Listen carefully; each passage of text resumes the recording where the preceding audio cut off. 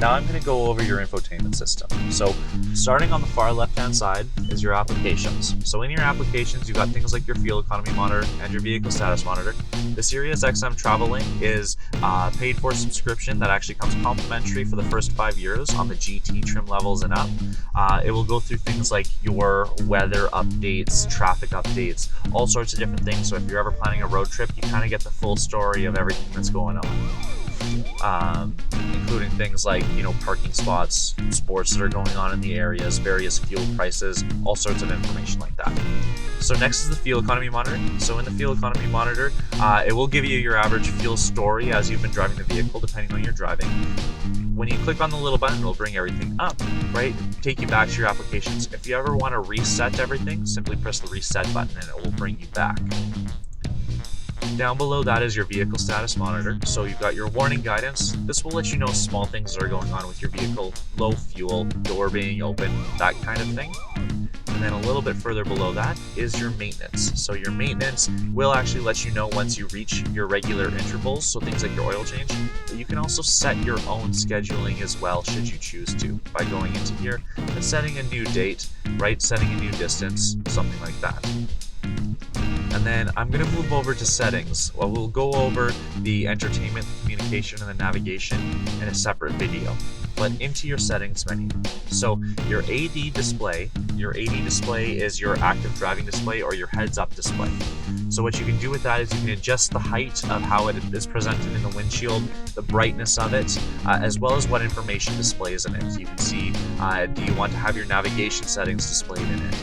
You can also turn it off altogether by simply pressing the check mark and turning it off. Moving over to display, you can turn the display off entirely. If you ever do this, simply press on your HMI commander button again and it will reopen it back up for you. You can also turn it off so it just shows the clock, similar thing.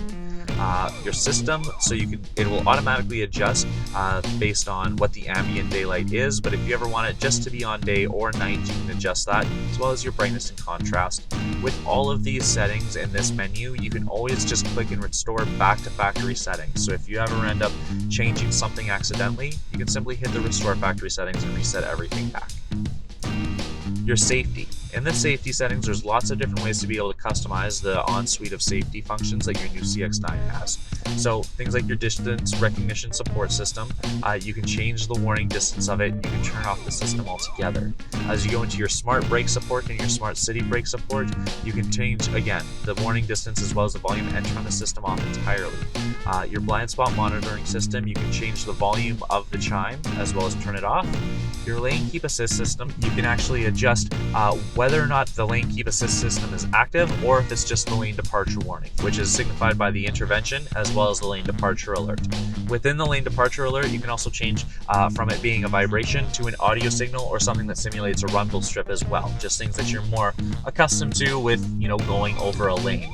But you can adjust all of these things to how sensitive they are, how they sound, or whether or not they're even active.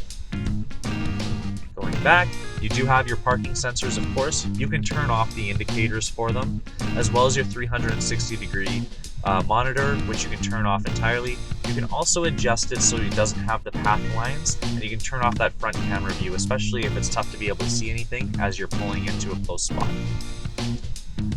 Moving further, you do have your sound settings. So in your sound settings, you do have access to the same menu from your entertainment menu, but you can of course adjust your bass, your treble, your fader, your balance, your Bose center point, which will actually adjust all of the sound to one kind of area within the vehicle, usually centered where everybody can hear it more clearly, as well as your audio pilot, which is also known as auto leveling control. Bose system goes a little bit further in terms of how the speed and the ambient noise outside of the vehicle will adjust the volume for yourself. So if you're ever driving, you pick up speed, you notice your radio gets louder, that's the Bose audio pilot kicking in. You can also turn off the generic beeps within the vehicle.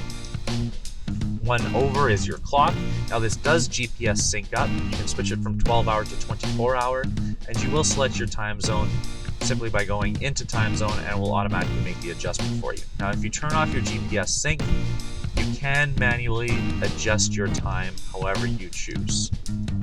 However, when you do use the GPS sync and you are in an area that does daylight savings time, you do have to click on the daylight savings time to be able to adjust it that extra hour. Within the vehicle has its own internal settings. You can turn off your rain-sensing windshield wipers entirely by yourself.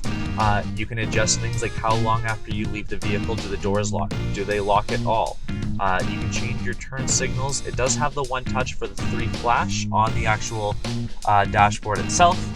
You can turn off that system. You can also adjust the volume of the turn signals, and then you can adjust the lighting system. So your walk-away light as you're leaving the vehicle, how long do the headlights stay on?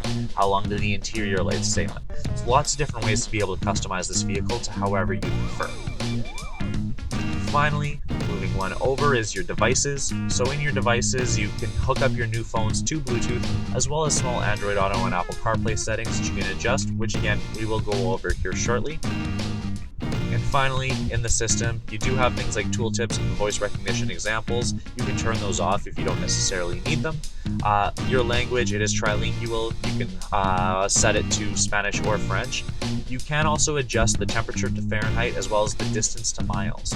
Now, something interesting about that is it will actually adjust in the dash whether it's in miles or kilometers. And as I switch it back to kilometers, it will automatically adjust your speedometer, your fuel economy. It kind of makes a full adjustment of everything so that if you're ever driving through the state, you don't have to second guess